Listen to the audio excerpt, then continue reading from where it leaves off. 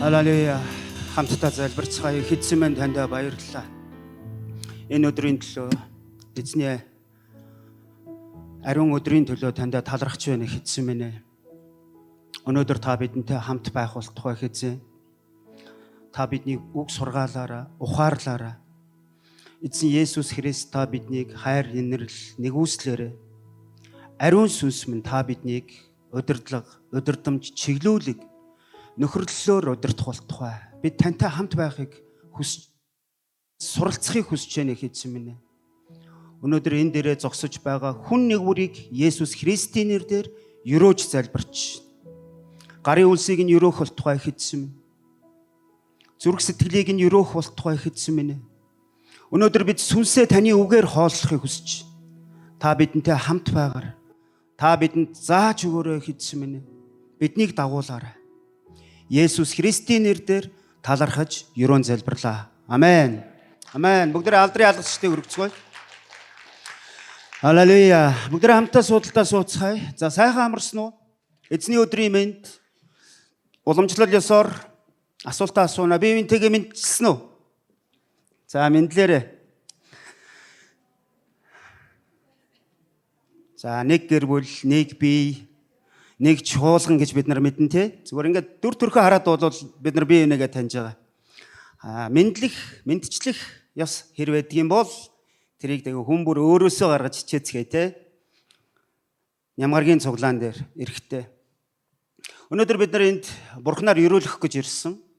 Хүн болгон л өрөөлгөх хүсэлтэй. Хүн бүр л эвээгдэх зорилготой чуулганд явдаг. Мэдээж бидний хамгийн гол зүйл биш л дээ. Бидний хамгийн гол зүйл бол Бурхны үг сургаалаас суралцах. Ухаарлыг авах. Амен. Ухаарлыг авах. Тэгээ эзний хайр инэрл нэгүсэл дотор байгаагаа мэдэх, итгэх. Түрүүн залбирсан те ариун сүнстэй нөхөрлөнө гэж яг юу гэсэн үг юм бэ?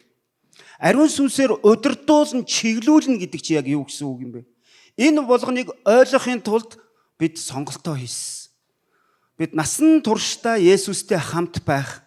Бид насан туршдаа түүгээр заалгах ийм сонголтыг хийсэн ба. Тэгээ ням гарагт эрэхтэй бид нар Библи гэдэг энэ гайхалтай юр бусын дэлхийд хосгүй энэ номноос сонсдог баг. Бүгдээрээ Библи бол дэлхийд хосгүй ном гэж хэлэхгүй юу? Үнэхээр хамгийн шилдэг, хамгийн бест, хамгийн хинч ямар ч зүйл Библиэд энэ зэрэгцэх боломжгүй тийм номноос бид нар сурч амьдардаг. Бид нар бүтэн сойдор эрэхтэй мухар сүсэг, шашинлаг байдал, эсвэл нэг шүтээнд мөргөж байгаа аятаа ирдэггүй. Эсвэл бусдыг даган байлсаж, даган дуурайж, хуралд орж тийм үү?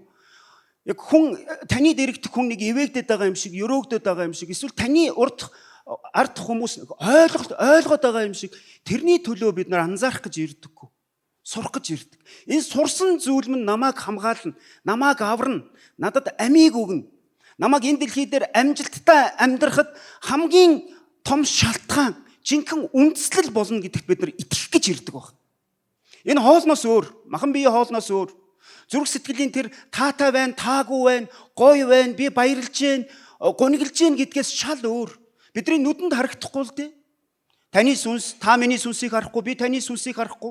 Тэглээгээд харагдахгүй байна гэдэг шалтгаанаар аливаа юмыг үгүйсгэж болохгүй. Тэр тусмаа Бурхныг, чөтгөрийг, сүнсийг, ивэлийг, өрөөлийг, хайрыг харагдахгүй шүү дээ. Та карманасаа нэг хайр гаргаж ирээ надад харуулчаач. Хань ижлээ хайрладаг, үр хүүхдээ хайрладаг хайрыг чинь би дүр төрхийн нэг харчих юмсан. Ямар өнгөтэй байдаг юм бэ? Түрүүв чинь багтах юм уу? Болохгүй, харагдахгүй. Гэхдээ энэ байхгүй гэсэн үг биш. Би хайрладаг, би гэр бүлдээ хайртай, би Бурхандаа хайртай, би улс нийгэм, би эх орондоо хайртай. Тийм учраас энэний төлөө заримдаа бухимддаг, баг ихэнхдээ бухимддаг. Тэгээд тайвшраад ирэхээр залбирдаг, өрөөдөг. Амен. Энэ болгоныг заавал нүдэнд харж, гарт барьж, за харлаа, үзлээ, баярлаа. Яг бодтой юм бэ, бийт юм бэ гэж ингэж явдаггүй л дээ амьдрал. Ялангуяа Христ итгэгч хүмүүс энэ нууцыг мэддэг. Сүнслэг нууц. Сүнслэг нууц гэдэг бол харагдахгүй байх тусмаа бодтой. Харагдахгүй байх тусмаа хүчтэй байдаг. Жинхэнэ байдаг. Энтэй хинч маргадаг. Маргасан ч эргээд нэгэн цагт үнний өмнө ирдэг, үнэнд гүйцэгддэг. Бид нар нэгэн цаг тийм л байсан. За бити илэрээ дээ л да. Юу яриад байгаа юм бэ? Бид нар чинь Монгол хүмүүс шүү дээ. Юу харийн юм өмнөд явдгийм бэ? Нэгэн цаг тийм л байсан. 10 жил, 20 жил, 30 жил, хэдэн жилийн өмнө чи. Найз нөхд минь ирээд биднэрт одоо санал тавихад, сүм чуулгандаа өөрөхд бид нар игдүүцдэг, эсэргүүцдэг, доо ялдаг, даапаалдаг. Харин өнөөдөр бүгдээрээ яг тэр урилгыг хүлээгээд автсан. Нэг мэдсэн чинь хүчнээ олон цаг хугацааг ардаа өнгөрөөцсөн. Зөндөө их бурхны одоо бурхнаар ашиглагдах дуу хоолой сав хэрэгсэл болоод өнөөдрийн энэ төвшөнд ирээд сууж идэг. Тэгээ та бодоор нэрээ тийштэй анх би яг ганцаараа байсан гэтэл өнөөдөр миний гэр бүл, миний найз нөхөд, миний хамт олон, миний гадаад дотоодд байдаг ойр дотныхон Есүсийн талаар сайн мэдээг надаас сонсцсон. Учиргүй яг над шиг явдаг юм а гэхэд харин Есүс Христийг зүрх сэтгэл дотроо шүтэж, зүрх сэтгэл дотроо залбирч явдаг хүмүүс надаас шалтгаалж, надаас болж би болсон гэдэгт би Бурхан алдрыг өргөж байна. Амен. Бид нар ингэж л амьдрдаг. Тэгээ энийгээ бид нар одоо зарлан тунхаглаад байдаг. Бид нар лооцон барьж жагсаад байдаг. Бид нар итгэл үнэмшлээ хамгаалж яана гэдэг ингээд одоо шүүхтэд байдаг.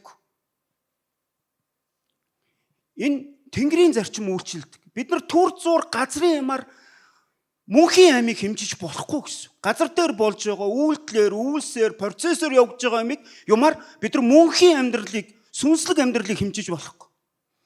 Бид нар газрын хэмжүүрээр деваажин хэмжих ямар ч боломжгүй.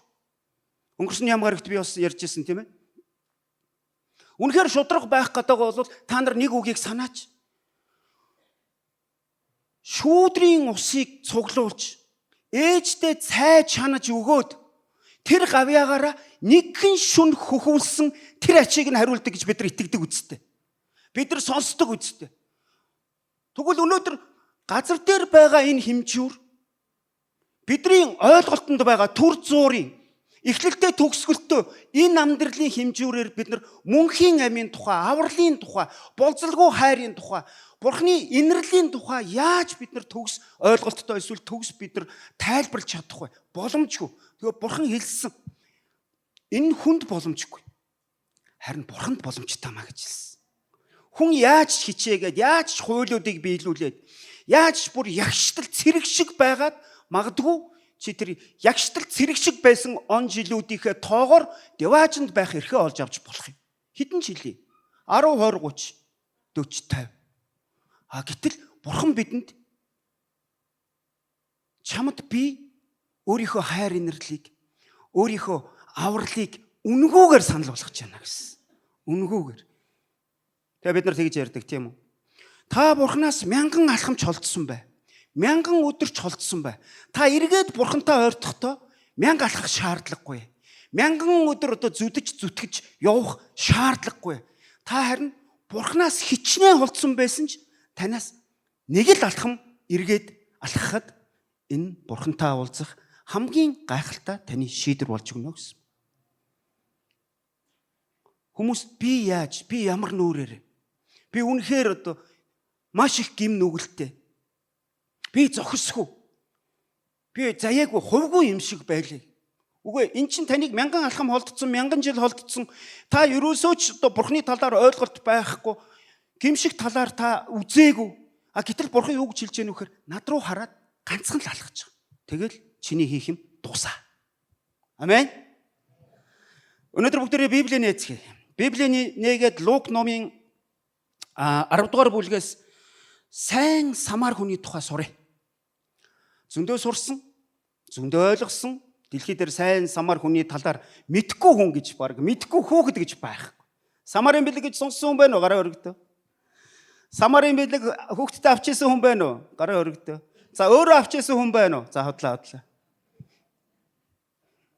Мэдээж манай чуулганы өсвөрийнхэн эсвэл өсвөрөөсөө одоо ингээ насан туршидын цуглаанд ирсэн хүүхдүүд бол авч ирсэн л байх л та. Манай их орчлын тэр бол авч ирсэн шүү дээ. Жохон байхдаа 3 настайгаас цуглаанд явсан болохоор самарын бэлэгт ингээ хамрагдчихсан. Одоо удахгүй самарын бэлэг явагдана. Тэр та нар хүүхдийн цуглааныхаа пастор ахлагч нартай уулзаар. Тэгээ өнөөдрийн миний ярих гэж байгаа зүйл яг энэ сайн самар хүнтэй холбоотой. Самар хүн гэж ямар хүн юм? Яагаад энэ дээр сайн самар хүн гэсэн? Гэтэл яг одоо юудэчүүд те Израильчууд самар хүнийг хэн гэж үздгийг. Энэ сайн самар хүн яг юу хийцэн болоод Есүс Христ өнөөдөр сургаалт зүрлэлээрээ дамжуулаад бидэнд мессеж өгöd байгаа юм бол 21-р зуунд өнөөгийн итгэгч нарт амьд өгчүүдэд сайн самар хүнээс юуг нь олж харах ёстой вэ? Энэ талаар бүгдээрээ хуваалццгаая. Амен. Та гаргасан уу? Лук номын 10 дугаар бүлэг дээр байгааз 25 дугаар ишлэлээс би чангаар уншиж өгье. Та дагуулад хараарай.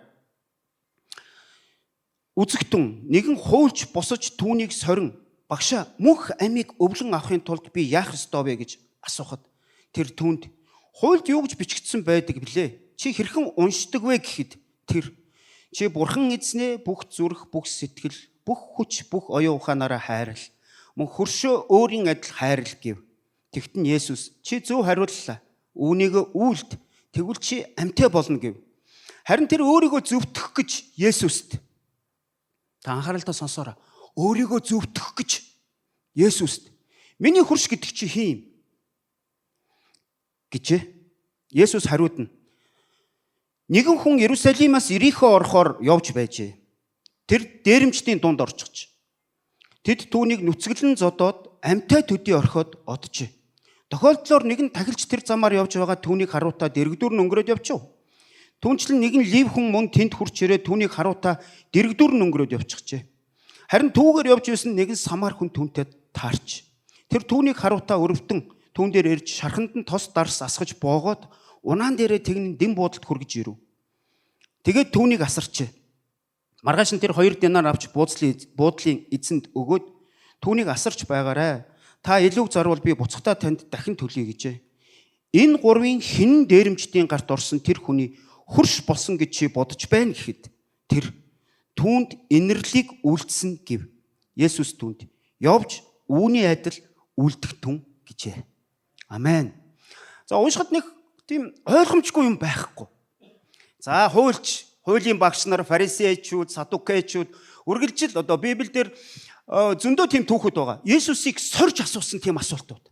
Есүсийг сорж, Есүсийг дагаж те, Есүстэй мэтгэлц гэж, Есүсийг байдалд оруулах гэж, асуултанд бүдрүүлэх гэж, одоо ард түмний өмнө нэр хүндийг унгаах гэсэн тийм оролдлогууд бол зөндөө. Ингээд зөв юм асуугаад байгаа байхгүй юу? Зөв юм асуугаад, санаа нь зовоод, одоо энэ дээр нэг хариулт авчих юмсан, амьдралаа өөрчилчих юмсан, тэгээ теологийн мэдлэгээ зөв болгочих юмсан гэсэн ийм хандлагаар асуугаад байгаа юм шиг. Гэтэл Библи маш тодорхой өгүүлж нэгэн хуульч Есүсийг сорж гэхээр энэ сайн хүний тухай сайхан сэтгэлээр одоо эерэг хандлагаар асууж байгаа асуулт биш болж таарл. Бурхныг хэн сорж чадах юм бэ? Ямар бүх зүрх вэ? Тийм ээ. Тэгэхээр энэ яавч тийм одоо энд ямар хандлага байсан, ямар зорилго байсан, ямар бодол толгойдоо тээгээд те, ямар шатран өгөөд асууж байгаа. Ямар ч байсан Библиэд энийг нэг үгээр хэлэхдээ Есүсийг сорж гэсэн. Бүгдээ сорих гэж хэлэхгүй юу? Сорих. Энэ сайхан үг биш л дээ. Яг эерэг утгаар нь одоо хэрэглэж болох л байх. Гэхдээ яг энэ тохиолдолд Есүсийг нэгэн хуульчгээр та нар бодороо. Хуулиа мэддэг. Бичээсийг чэйжилсэн гэж хэлж болно. Тэгээ одоо хуучин гэрээний тэр Мосегийн хуулиас ахуулаад 10 хууль юу гэдгийг те тэр үүх түүхээ гарал угшил одоо өөрсдийнхөө үүслэгч гэдэг юм бүгдийг мэддэг хүн хуульч байгаа. Манайхаар бол Библийн одоо теологийн багш гэсэн үг. Библийн сургуулийн багш. Теологийн доктор, магистр, бакалавр хэн байдаг.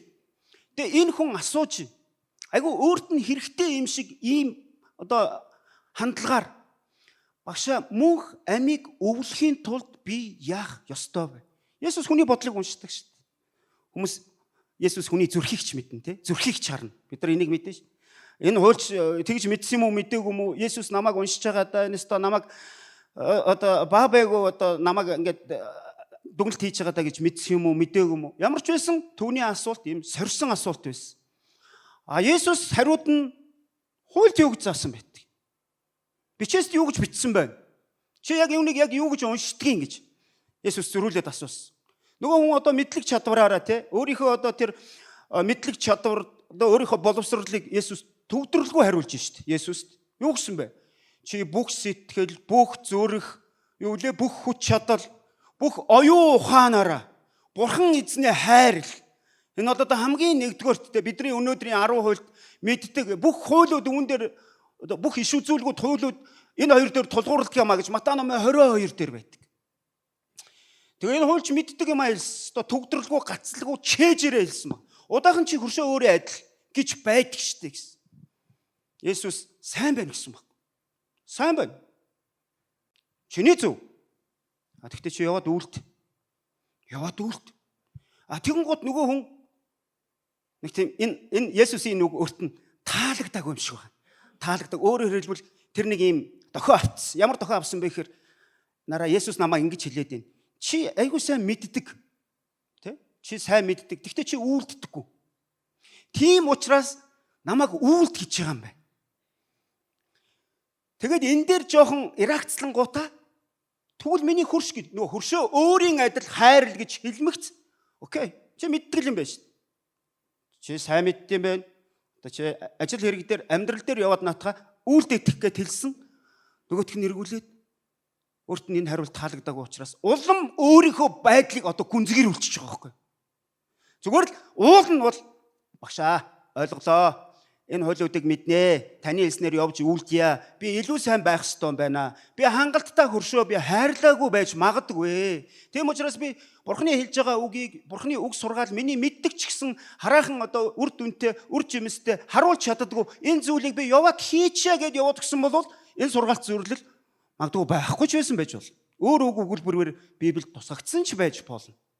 Харин нөгөөдөг чинь энэ хариултанд улам лавшраад улам өөрийгөө зүгээр миний ойлголтоор бол өөрийгөө ороогоод тэгвэл хөршөө хайрлагнэ. Тэгвэл миний хөрш яг хин. Улам л Есүстэй мэтгэлцэх гээд байгаа юм шиг. Асуулт дараагийн асуултуудыг одоо бэлэн. Тэгээ Есүсийн дээр нь юу гэж хариулсан бэлээ? Түүх ярьсан. Нөгөө сайн самар хүний түүхийг одоо ярьж. Нэгэн хүн ингээд Иерусалим орчоод Ерихо хот руу явж исэн. Тэгээ нөгөө хүн ингээд явж исэн чинь замдаа дээрэмчд тоноолчдын гарт халдлаханд өртөөд хамаг юмаа дээрэмдүүлсэн. Тэр үедээ л өмссөн хувцсыг хүртэл тайлаад аваа явцсан нөгөө дээрэмчд чинь. Тэгээ зүгээр хүний энэ дээрэмдээд одоо явахгүй зодоод амьтаа голтоо үлдээсэн. Та нар Библиэд агуулад хараарай за. Амьтаа голтоо болгоод орхисон. Бараг амьрстч болно ш нөгөө хүний зүрх нь хаагдах юм уу? Эсвэл шархаад байхгүй нас орох юм уу? Тэ? Амьтаа голтоо үлдээвэ. Түүний хувцсыг хүртэл тайлсан. Түүнийг дээрэмдсэн гэсэн. За тухайн үед энэ Иерусалимаас Ерихо орох зам гэдэг бол аюултай замд тооцогддог. Ер нь маш олон зууны турш аюултай замд, цуст зам, улаан зам, аюултай зам тэр нь тооцогддог. Яг гэвэл отож одоо дээрэмдэхийн тулд, тонохын тулд одоо бусдын юмыг хууль бусаар авахын тулд тэн дээрэмчин тонолчд их оргондог.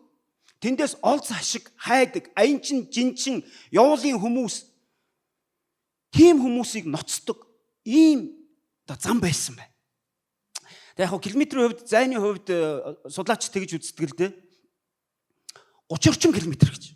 Иерусалимаас Ерихо ороход 30 орчим километр. Тэгвэл тийм дардан одоо бидний ингээд мэддэг зам шиг зам биш. Ер нь ийм налуу уруудч яваа, бартаа ихтэй тийм зам дээр отуулж агаад энэ хүн маань дээрэмдүүлсэн байна. Дээрэмдүүлээ зогсохгүй тэр одоо үхлийн ирмэг дээр байсан тухай. Харин тэр хүнтэй 3 төрлийн хүн тааралцсан. Та нар ингээд за дээрэмдүүлжсэн хүн байна уу гараа өргөдөө.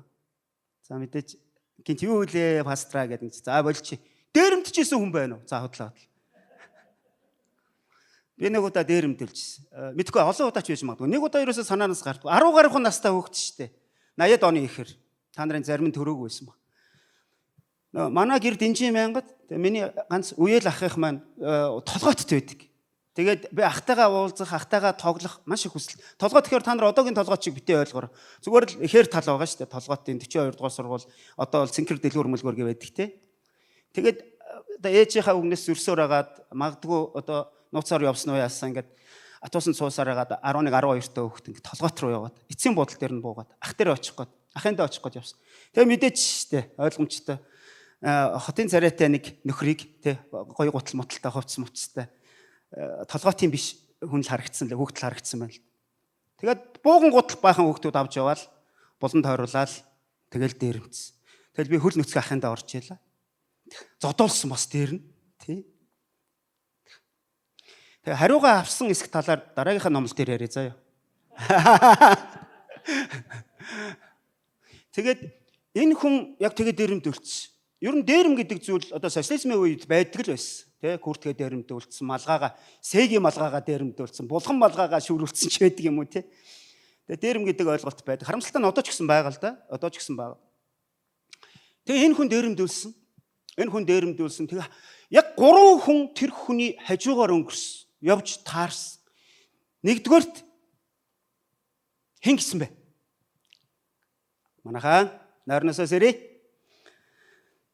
Нэг чихэр нь ороод нөгөө чихэр нь гарахгүй шүү. Тахилч. Синагогт одоо үйлчилдэг, сүмд үйлчилдэг. Пастор гэсэн үг л дээ. Өнөөгийн пастор байхгүй юу? Тахилч гэдэг чинь. Тахилч гэж хэмбэ гэхээр ер нь хамгийн түрүүнд зовсон, зүдэрсэн, ядарсан, тусламж хэрэгтэй хүнд хамгийн түрүүнд очиж хайр инэрлийн үйлчлэл үзүүлж тэр хүний төлөө зуучлан залбирчтай өөрт боломжит бүхий л хувилбараараа хэлбэрээрээ тусалж явах ёстой. Нэг номерын үлгэр дуурайл байх ёстой хүн бол тахилч байхгүй. Тэгээ тэр тахилч ингээ харсан гэж байгаа. Харсан баг хараад нүур буруулаад явсан юм уу те чиглэлээ өөрчлөө жоохон тойроо маягтайгаар одоо хараагүй юм шиг явсан юм уу. За ямар ч байсан тэр тахилч тэр зодуулсан цус нүжиндөө баригдсан шалдан нүцгэн байгаа хүнийг тойроо явуулсан. Тэгээ магадгүй одоо үйлчлэлээсээ хоцрох гээд байсан юм уу те очиод бурхан бол сайн бүгдээрээ бурханы хайраар бие биенээ хайрлая гэдэг сэдвээр номлох гэсэн юм бөө мэд. Ямар ч байсан л бодиттой тэнд тусламж хэрэгтэй байгаа хүнд гараа сунгаагүй тэр хүнд одоо магадгүй тэр амийн аврах хэмжээний одоо тийм тусламж үзүүлэх байсан тэр боломжийг одоо харуулаагүй. Тэгээ нөгөө хүн мэдээж яригаараа тэр хүн одоо Иерусалимаас Ирихо руу явж байгаа хүн болохоор за худалдаа 8-ны арга замаар тэнд очиод нэг 8 хийгээд нэг жоох юм борлуулад 5-3 мөнгө олоо явж исэн юм уу?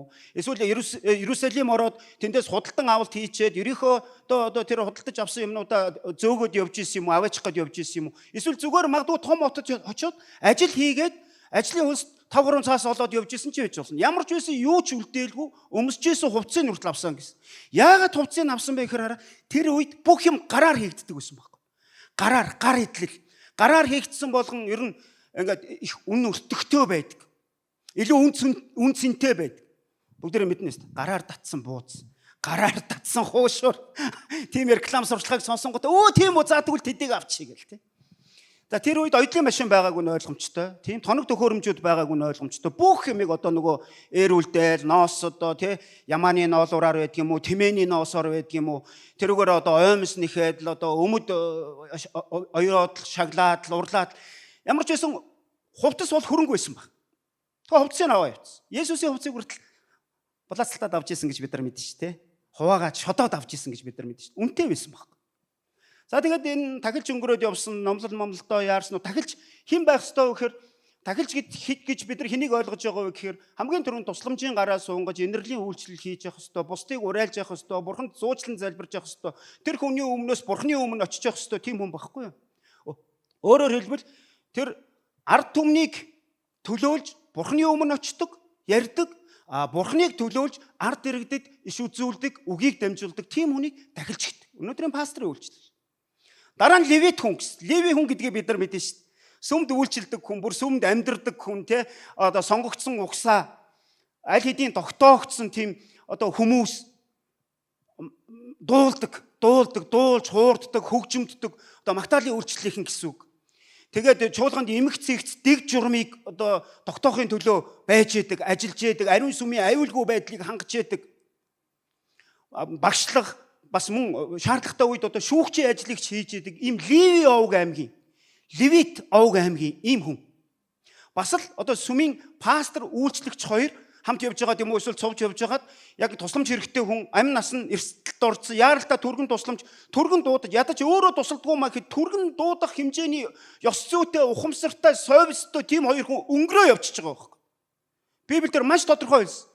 Тахилч өнгөрөөд юу бүр харчаад левитийг бол бүр харчаад гэсэн шүү дээ. Магадгүй дэргэнд очиж ингэж тонгоочоод за араас ирж байгаа хүн туслана биш би одоо магтаалын үйлчлэлтэйг яваад гисэн ч юм уу. Ингээ явцсан. Харин 3 дугаарт нь Самар хүн.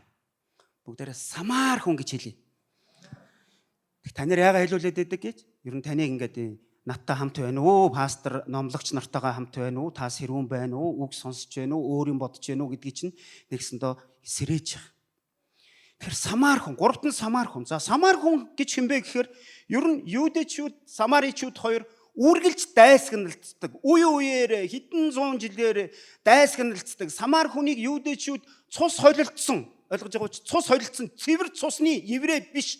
Магадгүй еврей анх байсан байх, гэхдээ еврей нь харь үндэстнүүдтэй, төрлийн үндэстнүүдтэй цус холилдоод тэр Самари гэдэг овг аймаг хот иргэншил газар бий болсон. Тийм нутаг бий болсон.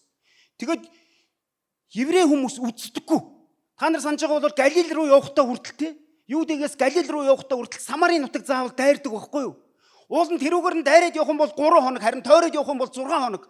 Гэхдээ үргэлж тойрж явах сонголтыг гэдэг үс. Самаричуудтай тааралдахгүй тулд, тэдний барааг харахгүй тулд Самаричуудыг бүр үзэн яддаг гэж хэлж болно. Хүн гэж тооцдгүй. Тооцсон байсан ч гэсэн 2 дугаар сортын хүн гэж үздэг. Холимол цустай, цус нь холилдсон ийм хүмүүс. Тэгээд Иерусалимд мөргөдгөө, шүтэнд мөргөдөг, ууланд мөргөдөг. Ерөөсөө юугаарч таарч тохирохгүй хүмүүс гэж Юудэчүүд үздэг. Харин Есүс энэ үзэл бодлыг шууд үгүй хийж дагалдагч нараа дагуулад Самарын нутгаар дайрч явсныг та нар санаж байна уу? Ходог дээр очиод юу болсон бэлээ? Самар эмэгтэйтэй харилцсан тэд нарт үг дуурж болохгүй шүү дээ. Гар барьж болохгүй, үг дуурж болохгүй, тэдний уусан одоо шанаг сав суулганаас нь ууж болохгүй, үгсэн талхыг нэдэж болохгүй. Хэрвээ Самар хүний гараас талх идэх юм бол чи гахааны мах идсэнтэй адилхан гэж үздэг байсан. Еврей хүнийг. Ингээдлээ үзэн ятцсан. Хүн биш. Самар хүн бол хүн биш. Наад чин цэвэр халах биш. Цэвэр боржгон овгих биш.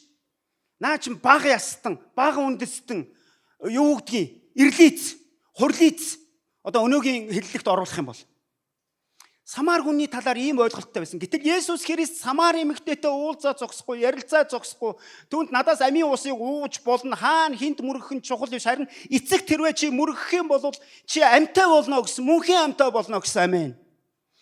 Тэгээ түүний 5 нөхөртөө тэр одоо ч гэсэн амьдарч байгаа хүн төр амьдарч байгаа хүн байгаа гэдгийг Есүс зүгээр ямар ч зовлонгүйгээр ямар ч асуултгүйгээр Есүс хэлсэн. Тэгээ нөгөө Самар эмэгтэй итгээд өөрөө гүүж очиод Самарын тосгоноос баахан одоо өөрийнхөө төрөлсөд Самаричуудыг дагуулж ирээд Есүс бүр тэднэртэй хамт 2 хоноо гэсэн баг шүү дээ. 2 хоноо. Иохан номын 4-р бүлэг баха.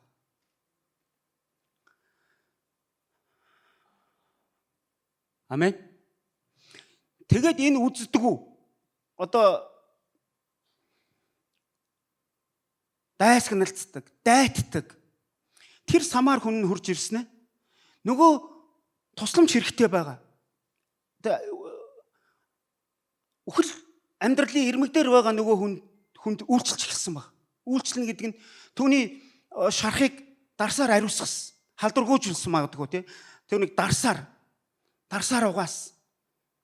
Тэгээд тосоор тосолсон. Магадгүй тэр шарх нь хурдан эдгэрээс, хурдан аниасаа тэр шарх нь ингээд зөөлөн байгаасаа гэж тос турхсан баг. Тийм байдаг ч дээ одоо ингээ хүүхэд төлөгдөх үед, хүн хөлдөх үед ч байдаг юм уу? Ямар нэгэн гэмтэл бэртэл авах үед манай монголчуудын бас нэг түгээмэл хэрэгэлдэг зүйл бол чацарганы тос гэж тос байдаг. Би бас хэрэгжилж байсан. Би ер нь Багдаа бас нэг тийм томот хөвгт байгаагүй юм шиг байна. Янз бүрийн юм болоод одоо нүүр амдаа шарх сорио аваад тэгэл ээж энэ чацарганы тос ингээ төрхөд өгчдөг. Манайхуу хурдан сориугүй идгэрдэг юм аа гэв. Та нар мэдхгүй тэрийг. Тэгээ тийм тохиолдол байдаг ч өөр хүүхдүүдтэй төрхөж өгдөг ч юм уу өөрсдөө хэрэгжилж ирсэн. Тэгэд тэр Самар хүн маань нөгөө одоо дээрэмчдийн гарт өртсөн хүнд туслаа, дарсаар ариусгаад, халдваргүйжүүлээд, угааж цэвэрлээд, тос дүрхээ. Тэгээ яасан бэ гэсэн чинь тэр шархыг боосон гэсэн. Лав бинт байгаагүй бах тэр үед те. Бинт байгаагүй. Тэр одоо бидний машинд авч явдаг шиг тийм түргэн тусламжийн одоо аптечка гэдэг чтэй. Эмийн сан байгаагүй бах. Өөрийнхөө альчуураар юм уу, магадгүй цамцаараач байдаг юм уу, өөрт байсан тэр материал хэрэгслээ ашиглаад дарсаар угаасан, тосоор зөөлөлсөн, шархыг нь түрхсэн, шарханд нь дүрхсэн тэр хэсгийг нь боогоод Илжгэндээ дүүрээд аваад яваа гэсэн. Та нар энэ хоёрын хоорондын зай 30 км гэхээр явган хүн 30 км замыг хэр удаан хугацаанд туулах вэ? Яаж ч хурдан явсан бай. Засмал замаар яваагүй шүү дээ. Гүйлтийн замаар гүгээг. Тэгэхээр энэ 30 км замыг тэр бартаатай шорон замаар сайн гутал байхгүй одоо тухайн халуун орны улсуудад гутал мотол гэж юм байгаагүй. Тэгээ тэр хүн энэ 30 км замыг тэгээ өөрөө илжгэн дээрээ биш. Илжгэн дээрээ тэр өвчтөе зовлонтой амь наан болцсон тэг өхлийн ирмэг дээр очисон хүнийг дүүрээд тэгээ өөрөө явгаар дэм буудлал руу аваад явсан. Бараг л энэ бүтэн өдөр орсон байхаа. Нөгөө хүнтэй одоо яг яралтай түргэн тусламжийн одоо үйлчлэгээ үзүүлээд эмчийн үүрэг гүйцэтгээд тийм үү шарх сорвын ингээд боогоод тэгээд тэмээн дээр илжгэн дээрээ тэгнээд ингээ авч яваад дэм буудлалд очиход лавл орой шүн болсон байсан баг. Тэгээ энэ нөгөө нэг муу хилээд байгаа. Цус нь холилдсон тийм үү хар илгийн харь үндэстэн хүн биш 2 дугаар сортын нөхөр чинь асарч хонж байгаа шүү дээ бүр. Хонсон байхгүй юу? Асарч сахиж хүн сахиж онно гэж мэднэ үстэй. Эмнэлэгт хүн сахиж онно. Асраад яагаад хонсон юм бэ гэхээр маргааш өдөр нь буудлын дэм буудлын эзэнт 2 динар авч өгөөд. Бүгдээ 2 динар гэж хэлэхгүй. 2 динар авч өгөөд ингээд намаа гэртэл энэ хүнийг асарж ээж болох уу? Асарна гэдэг чинь тэр хүний одоо амд нь шингэн бүлээ юм уулгах, цутгах, тэгээ хоол идэж чадж байгаа бол хоол өгөх, баас шээсийн зөөгч байдаг юм уу? Ахаад нөгөө боолтоо солих ч юм уу? Ингээд асрагч совилагчийн үүргийг гүйцэтгэж байгаад өөрөө явахдаа дэм буудлын хүнээс яг үүнийг нь үргэлжлүүлээч гэж гуйж. Тэгээ хөлсийг нүгж 2 динар өгөөд хэрвээ дутах юм бол битгий харамлаарай. Энэ хүнд зориулахаасаа битгий татгалзаарай. Би буцаж ирнэ. Би өгнөө. Дутууг нь надаас гарах юм шүү. Дансаа өгчих гэдэг шиг. Ингээ хэлсэн. Тухайн үеийн 1 динарын үнцнийг та нар мэдэх үү? 1 динар ямар үнэтэй байсан бэ? 1 динар гэдэг бол насан турш бие бэлдар сайтай хүний бүтэн өдрийн биеийн хүчний ажлын хөлсийг 1 динараар үнэлдэг байсан. Өнөөдрийн бид нар барилгын ажил одоо ачаа бараа буулгагч гэдэг юм уу те одоо зам тавихч гэдэг юм уу ийм хүн хүчээр ажлын 1 өдрийн хөлс хэдэн төгрөг байх боломжтой дунджаар танд бас та бидэрт нэг төсөөлөл байж л байгаа. Зарим та нарын маань зарим нь тийм ажил хийдэг л байгаа. За дунджаар 100 мянга 150 мянгаар 1 өдрийн өнөөгийн одоо ханштай зөөрлөх юм бол гэтэл 300 мянган цаас авч өгөөд энэ хүнийг ундлаараа хооллоороо шаардлагатай ойр зүрийн эм тариа одоо болт бинт юу гэдгийг аптекаас авчаарай гэд 300 мянган төгрөг 200 мянгаас 300 мянган төгрөг авч өгөөд явж байгаа тийм сэтгэлтэй сайн самар хүний тухай бид нар сонсч. Амен. Юу нөгөө номлогч.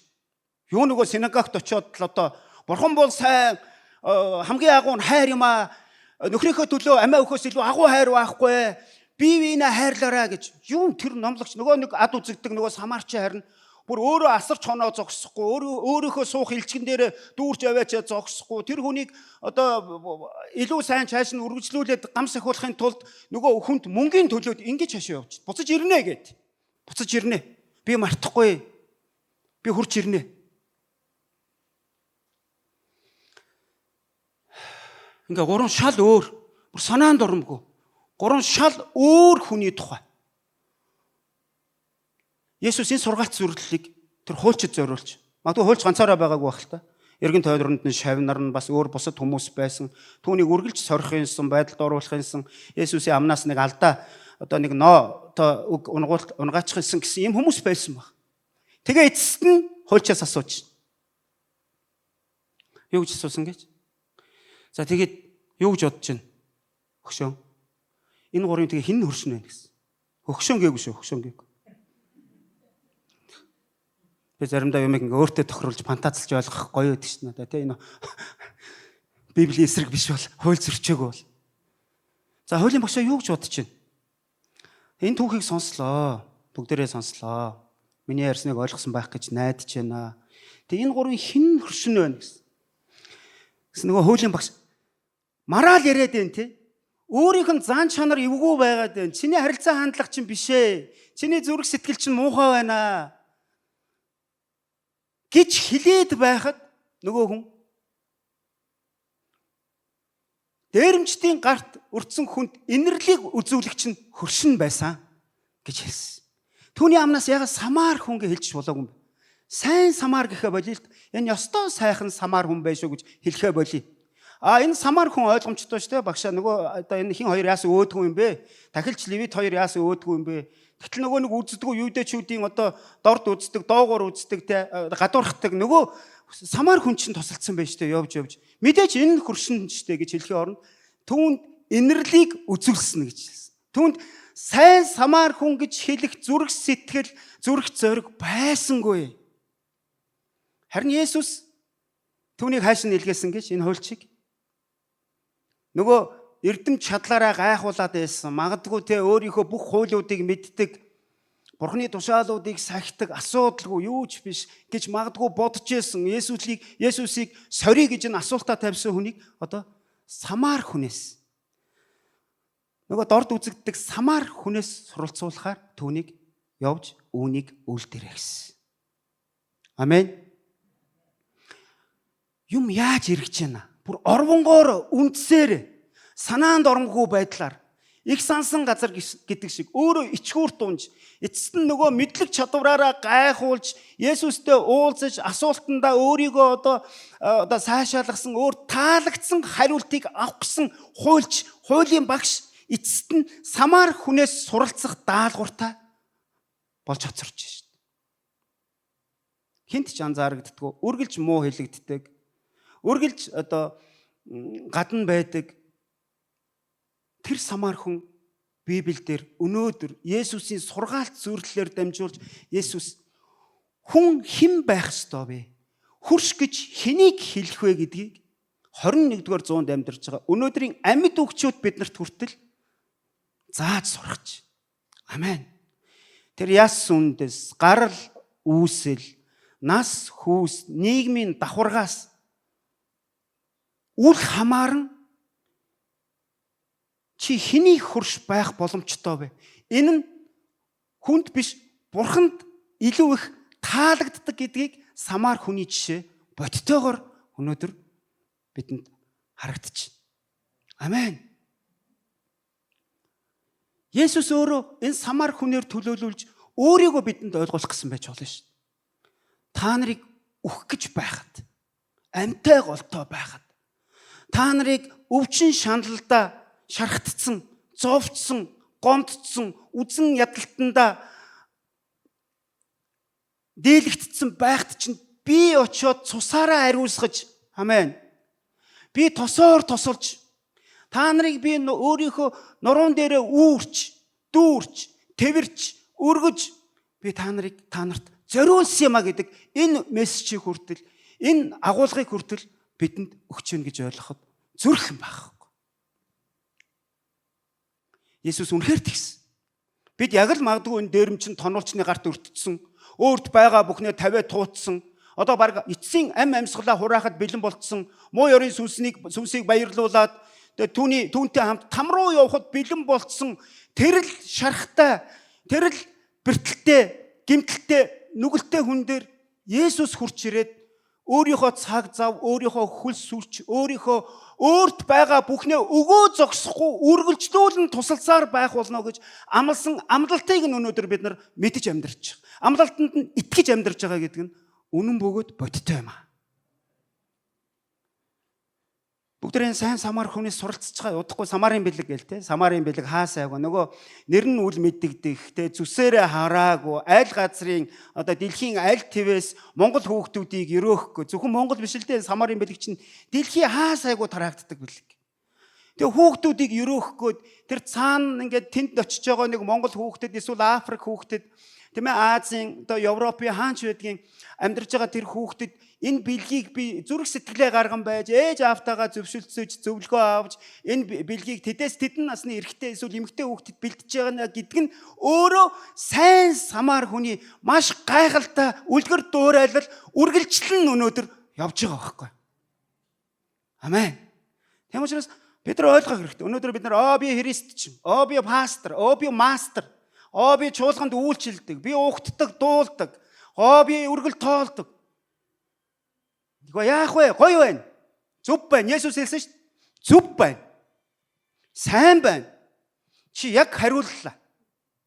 Энэ өөрөө хуучин гэрээн дээрээс эхлээд хуулийн багш хэлж байна тийм үү?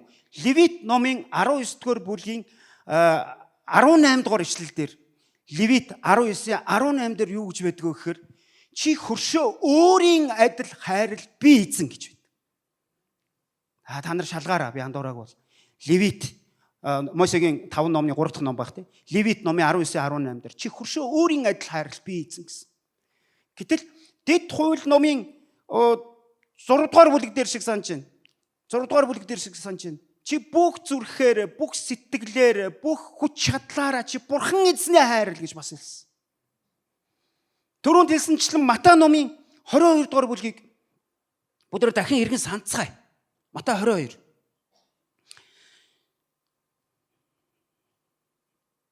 Есүс садукайчуудыг дуугүй болгосныг фарисеучуд харин сонсоод цугларав. Тэдний нэг хуульч түүнийг сорж, дахиад сорж. Багшаа, хуулийн аль тушаал нь агав вэ гэв. Тэр түүнд чи бурхан эзнээ бүх зүрх, бүх сэтгэл, бүх оюун ухаанаараа хайрл. Энэ бол агуунд бөгөөд анхны тушаал мөн. Удаахан чи хөршөө өөрийн адил хайрл гэсэнтэй адил юм. Энэ хоёр тушаал дээр бүх хууль ба иш үзүүлэгч тулгуурладаг юм гэлээ. Амен. Өөрөөр хэлбэл энд ингэж хэлээгүй л дээ. Энэ хуулиудыг чи сайн сахин биелүүлэх юм бол мөнхийн амийг авна гэж хэлээг. Үгүй, мөнхийн амийг тэгж авдаггүй. Зүгээр чи амьдрна. Чи амжилттай байх болно. Чи бурханд таалагдах болно гэдэг ийм утга агуулгатай гэж бид нар ойлгох хэрэгтэй. Энэ чи үйлсээр аврагдахгүй гэдгийг чинь бид нар эндээс бас дахин зөв ойлгох хэрэгтэй гэсэн. Чи амьдрах болно. Чи амьдралтай байх болно. Харин мөнхийн амийг хэрхэн авдаг вэ гэхээр түүнийг итгэлээр олж авдаг. Зүтгэлээр биш, итгэлээр л олж авдаг. Амен. Энэ хүнд боломжгүй, энэ бурханд зөвхөн боломжтой гэдгийг бид нар мэдэх ёстой. Тэгээ яг энэ хуулийг одоо хичнээн сахин биелүүлсэн, мөрдсөн хуулийн багш нь ч вэ, хин ч вэ, Есүсийн өмнө яг өөрийнхөө асуусан тэр асуултандаа тохирсон хариултыг аваад буцаж байгаа. Эндээс сургамж аваад үүнийгээ явж үйлд гэдэг даалгавар аваад ингээл буцаад явж байгаа. Өнөөдөр бүгдээ энэ сайн самар хүнээс суралццгаая. Бид нар сайн самар хүнээс суралцах бид үүрэгтэй. Есүс сургаалт зүрлэлээр бидэнд дамжуулж үгээ хэлж байна. Амен. Хэнийг ч гэсэн үл ялгуурлаж, дорд үзэхгүйгээр, хүн биш болохгүйгээр, хоёргүй сэтгэлээр хайрладаг, сонсдог. Өнөөдөр нэг хүн талхны мөнгө аваад өгөхөд бол амархан л баг. Гэхдээ яг энэ сайн самар хүний хийж байгаа үйлдэлийг бидний хичнээн хийж чадах бол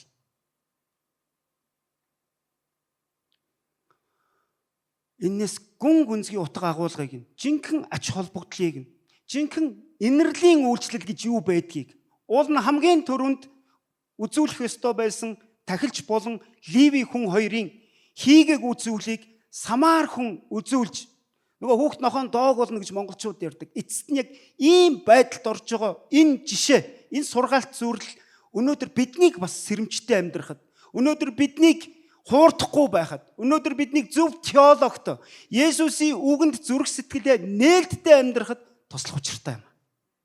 Амен. Бүгд хамтдаа суудлаасаа босцгоё. Та ямар нэгэн зүйл ойлгов уу? Өнөөдрийн сайн самар хүн, өнөөдрийн энэ Ливи аймгийн хүнээс ч гэсэн, тэ? Өнөөдрийн тахилчаас ч гэсэн, тэр хуульчаас ч гэсэн Библиэлд ер нь одоо суралцах хэрэггүй хүний түүх гардаг үл дээ. Өнгөрсөн 7 хоногт баян залуу, баян удирдагчийн тухай ярьсан. Баян залуу, баян удирдагч ирээд 11-ийн цуглаанд суусан бол. Есүс урьсан байхгүй юу? Бас л мөнхийн амийг өвлөж, мөнхийн амийг авахын тулд би юу хийх вэ гэж асуугаад ороод ирсэн. Яг өнөөдрийн хуульчаас ялгаатай тэр сорж асуугаагүй, магадгүй мэдхгүйгээсээ болоод гэдэг юм уу? Одоо өөр багаасаа хүмүүжсэн тэр хүмүүжлээ зөв гэж бодсон учраас хурж ирээд Есүсийн өмнө ирсэн. Есүс харин эцсийн түнд хариулсан хариулт нь яваад бүх хөрөнгөө зараад ядуус төгөөд ирээд намайг дагаа гэсэн. Харин тэр залуу энэ урилгыг хүлээж авч чадаагүй. Тэр толгоогоо удаалгаад, гуниглаад Есүсээс холдвоо гэсэн. Бурханаас холдсон тухай байдаг. Тэр Есүсийн урилгыг хүлээж аваагүй, Есүсийн дагалдагч байх боломжоо алдсан. Библиэд нэрээ бичүүлээгүй ч гэдэг юм уу? Түүний нэр Библиэлд байхгүй л дээ. Чаашлын хувьд тавилан юу болсон ч бүү мэд. Тэгээ Есүс хэлэхдээ харин тийм ээ. Баян хүн Бурхны хаанчлалд багтах нь тэмээ тэвний сүвгчээр орхоос ч хэцүү гэж хэлсэн. Тэгээ дагалдагч нар сайн ойлгоогүй байх л та. Энд юу гэж хэлээд байгаа юм бэ гэхээр зүгээр хүн өөрийнхөө хүчээр зүтгүүлээд л тэмээг зүүнний сүвгчээр багтаах гал зүтгээд л хөлс хүчээ одоо цаг заваа амнаас эрүүл мэндэд зарцуулаад байсан ч энэ буруу юм а гэж хэлсэн. Харин ганцхан Бурханд боломжтой. Намайг л дагч. Надаас суралцчих. Чамд ганцхан л зүйл дутчих. Энэ хуульчд хэлсэн магадгүй те. Чамд ганцхан л зүйл дутчих. Чи сайн мэддэг юм байна. Чи чэйжээр уншд юм байна. Чи лаг заад юм байна шүү дээ ер нь. Одоо яваад үлд. Баян залууд юу гэж хэлсэн бэ гэхээр чамд ганцхан л зүйл дутчих. Чи бити газар дээр эд баялагийг хураалт.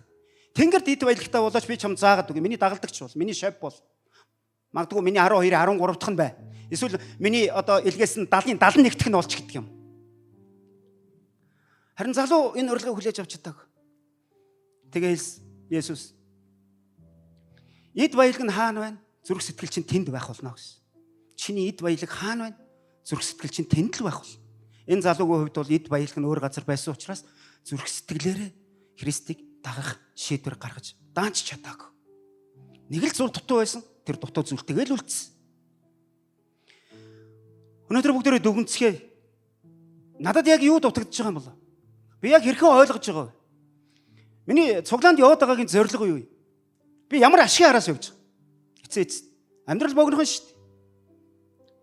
Дистралтаа ирээд дистралгүй буцдаг хорвоо гэж ярьдаг үст. Хин хизээ хэрхэн яаж явах юм бүү мэд.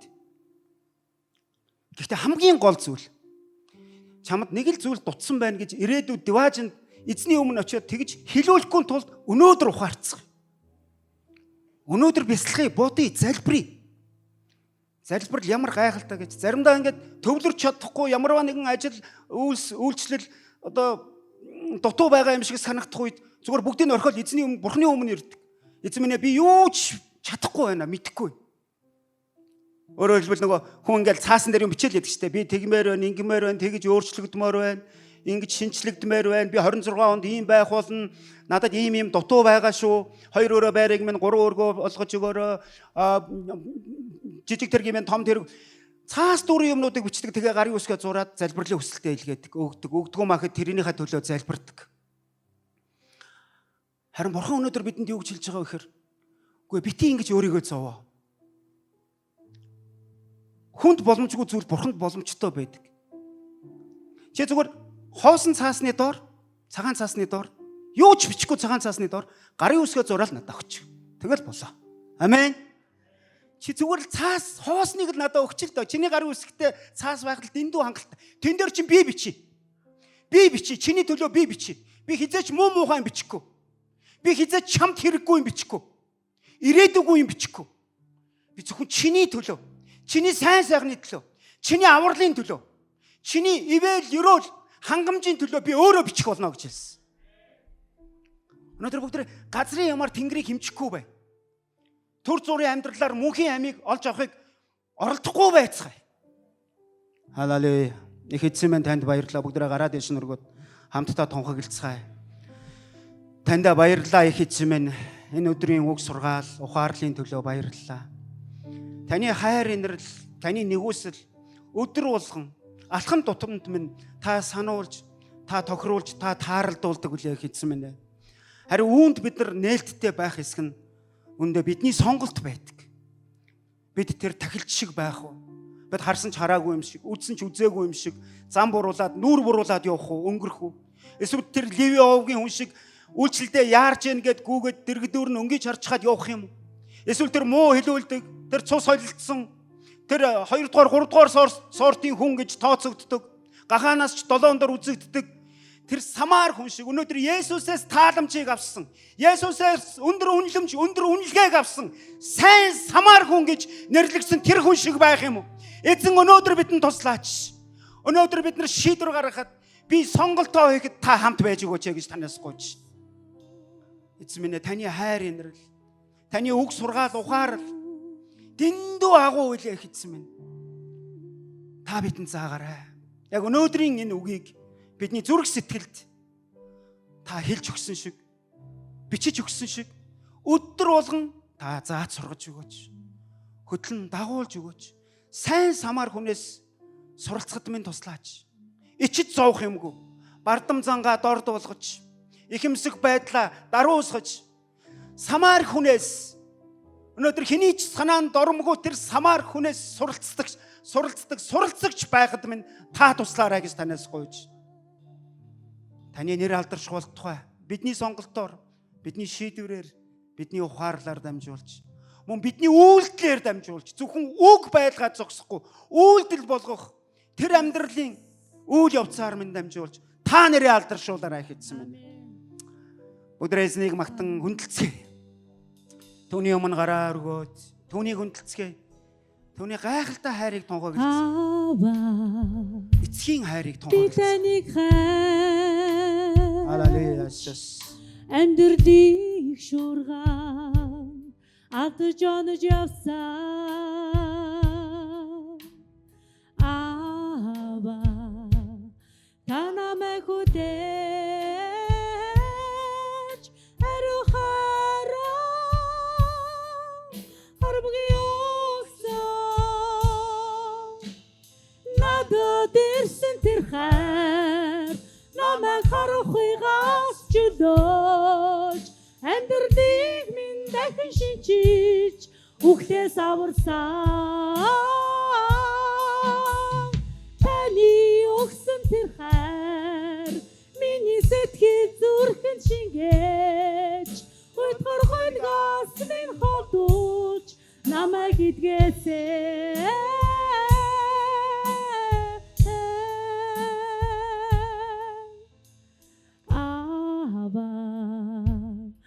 Таник амьдралыг шуурган алдаж онож явсан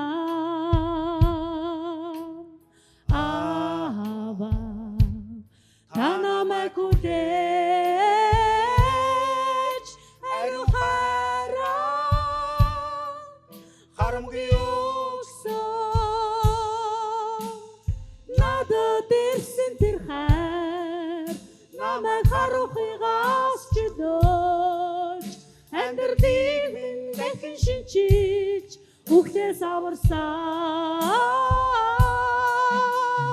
таны өгсөн тэр хайр миний сэтгэл зүрхэнд шингээж утгар хойгоос минь холдуулж намайг идгээсэй надад ирсэн тэр хайр намайг харахыгаас чөлөөж амьдралыг минь дахин шинчиж үхлээс аварсан надад ирсэн тэр хайр миний сэтгэл зүрхэнд шингээж утгар хойгоос минь холдуулж намайг идгээсэй Аллилуйя. Эзэн бурхан минь танд маш их баярлалаа. Үнэхээр таны нэр бидний амьдралд алдарших болтугай. Таны хайр бидний зүрх сэтгэлд ирэх болтугай. Та биднийг хайраараа хөтлөн дагуулдаг. Энэ удаад ч гэсэн таны хайранд бид суралцж байна. Таны хайрыг тунхаглаж байгаадаа танд алдрыг өргөж. Есүс таны гайхамшигтай нэрээр тунхаглан залбирлаа. Амен. Халелуя. Амен. Эзэн бүгдээ алдрын чангаас шангалгалтыг өргөцгөөё. Амен. Халелуя. Өдөр эзний заасан залбирлаар хамтдаа тунхаглаад өнөөдрийнхөө цуглааныг өндөрлөцгөөе. Та билнэ үү? Өдөр хамтдаа дахин гараа өргөцгөөе. Та намайг дагаад залбирахгүй юу? Тэнгэрт бидний аава. Таны алдар ариунаар дуурсдагай. Таны хаанчлал иртүгэй. Таны таалал тэнгэрчгээ газарт биелдэгвэ. Бидний өдөр тутмын хүнсийг өнөөдөр бидэнд хайрлаач. Бид өртөнгүүдээ уучлсны адил өөрсдийн минь өрийг уучлаач. Биднийг уруу дадлаханд бүү автуулаач. Ёрын муугаас гитлгээж. Хаанчлал, хүч чадал, алдар суу мөнхөд таних Есүсийн нэрээр. Амен. Халелуя. Эцэнд алдрыг өргөцгөөё. Таныг бурхан ивэх болтугай. Сайхан амраарай. Иргэн ям баригтаа уулзцгаая.